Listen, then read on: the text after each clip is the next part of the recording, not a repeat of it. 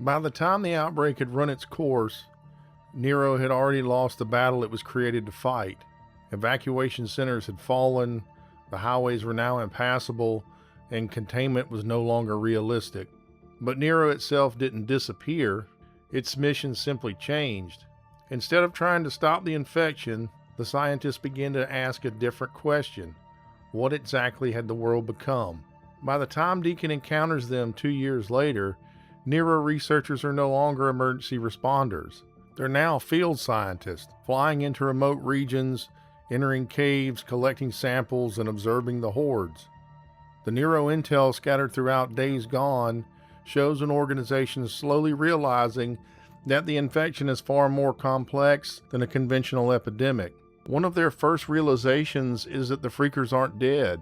They're absolutely living organisms. They bleed, sleep, metabolize, eat, and respond to different environmental conditions. Even their waste reveals diet and survival patterns. This matters because it confirms the infected are not decaying remnants of humanity, they're sustaining themselves as a functioning population. That realization shapes how NERO studies the hordes. What once looked like chaos begins to show structure. Hordes follow consistent routes between where they eat, where they drink water, and the caves that they stay in during the day in a state closer to hibernation than sleep. NERO is no longer counting monsters, they're tracking biological rhythms.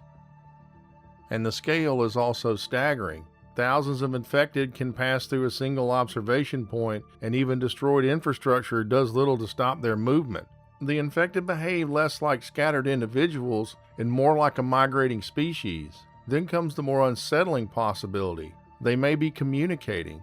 Evidence of pheromone trails suggests chemical signaling between the infected, hinting at coordination without language. While not a hive mind, it implies an underlying biological system beneath what appears to be chaos. And at this point, NERO is no longer studying a disease. It's studying an emerging ecology. There are also hints that something human may remain. Some infected retain personal objects, suggesting possible vestigial memory. NERO cannot explain it, but the implication is clear. Part of the original person may still exist beneath the infection. And the newts complicate this further. Initially classified by their behavior of climbing on roofs, they later show changing habits and even deliberate object interaction in rare cases. Infection behavior is not fixed, it evolves. And then the infection crosses species entirely. Wolves, deer, bears, bats, crows, they all show signs of infection. This transforms the outbreak from a human epidemic into an environmental one. Even a cure for humans would not remove the pathogen from the world. Scientific disagreement within NERO reinforces this uncertainty. Researchers begin to dispute the transmission models and the survival patterns. Even 2 years in, they're still learning, not explaining. More disturbing still is what the virus does inside the body. The field notes describe systematic changes affecting genetic regulation, suggesting the infection is actively rewriting the host.